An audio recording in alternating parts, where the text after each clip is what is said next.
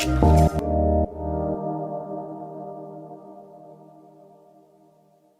everyone. Welcome to another episode of Third Party. I'm Sydney, and I'm here with. Savannah.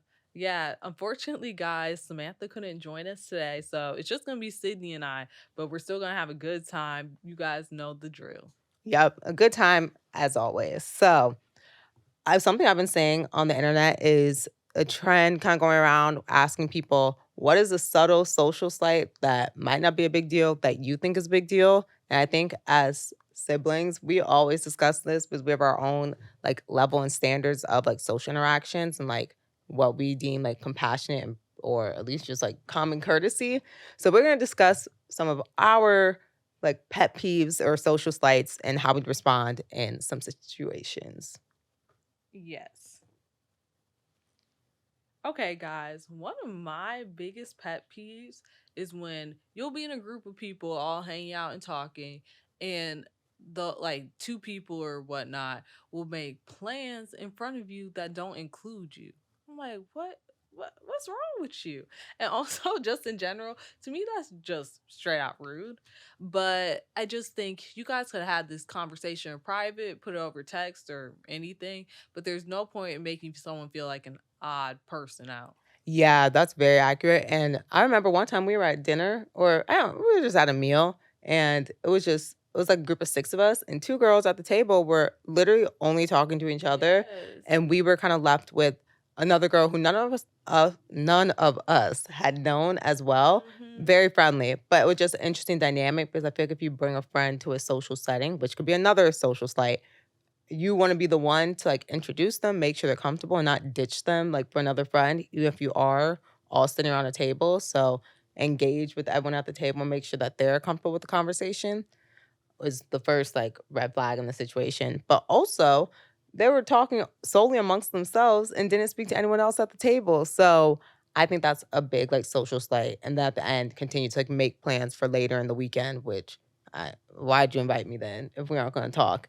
And like when you guys make plans amongst people, it's for the whole group to hang out. It's not for you to be clicked up with somebody on the side. And I just think that's immaturity too. Yeah, definitely. And just lack of basic common courtesy. Mhm. Sydney and I were like, uh-uh.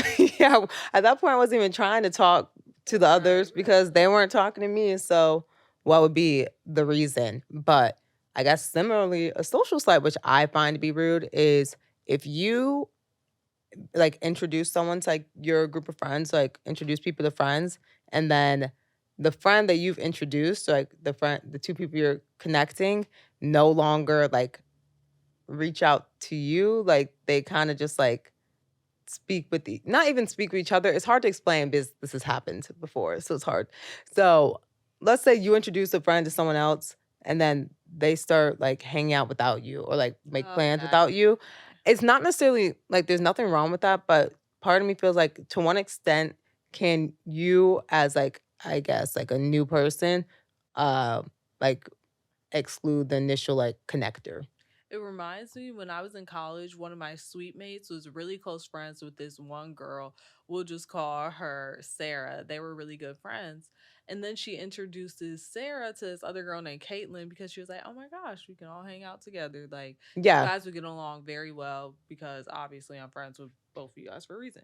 And so Sarah and Caitlin start hanging out without my suite mate and whatnot. And like they see her on campus and then wave and whatnot. And then Yeah. she, my sweet mate would text them saying, "Oh, want to get dinner?" And they're like, "Oh, we can't. We already have plans." And then she see them all at dinner at some cool restaurant. And I remember she just felt so hurt. She was thinking like, "Why am I not good enough to be continue to be included?" So to me, it's like obviously you don't have to be friends with everybody, but there is literally no reason for them to exclude her. I remember they told me, they said about my sweet mate, she can be a bit much sometimes, just in the sense that they thought that she had she was a very outgoing person and they were both quieter people, so that's why they felt like they vibed better, which that's perfectly fine. But I think that we all have different types of friends. And this girl was so nice. They just didn't like that she was like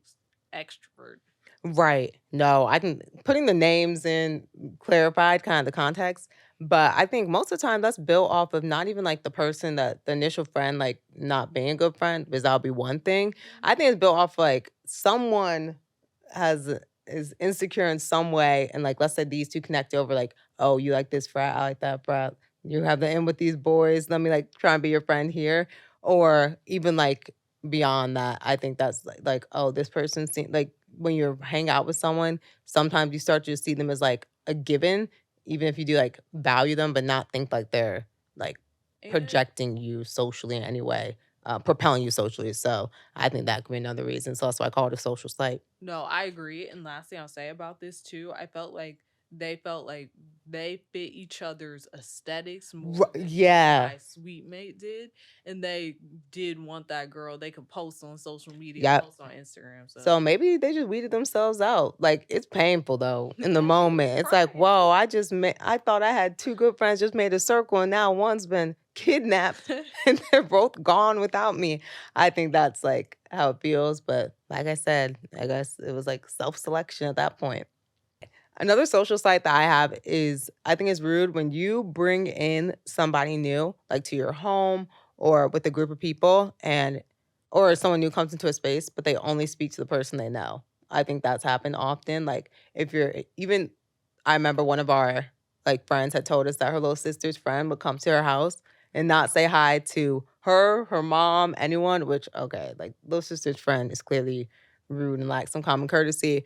But even at a party, I feel like people come in that we were just recently at a party and it was like with some high school people that we had known. And one girl from high school we had who we like kind of knew, weren't super close with, but who recognized us and didn't know really like anyone else in the group, walked into the party. And it wasn't like a huge party, it's like a barbecue. So like all sitting around talking and chatting. Said hi to the host, but only came up and spoke to us, even though like there's a group of other people like to introduce yourself to.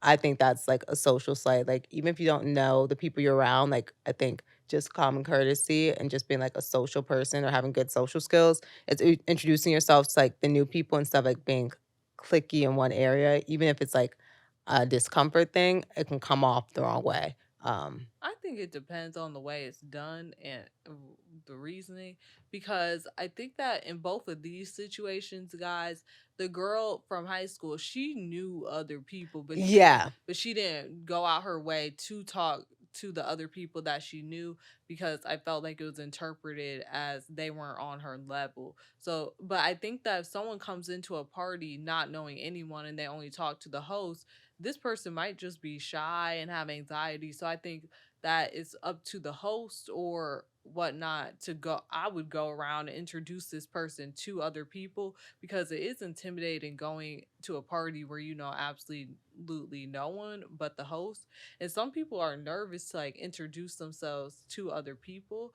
But obviously because I feel like people have social anxiety. But I think that in this context, when we were at that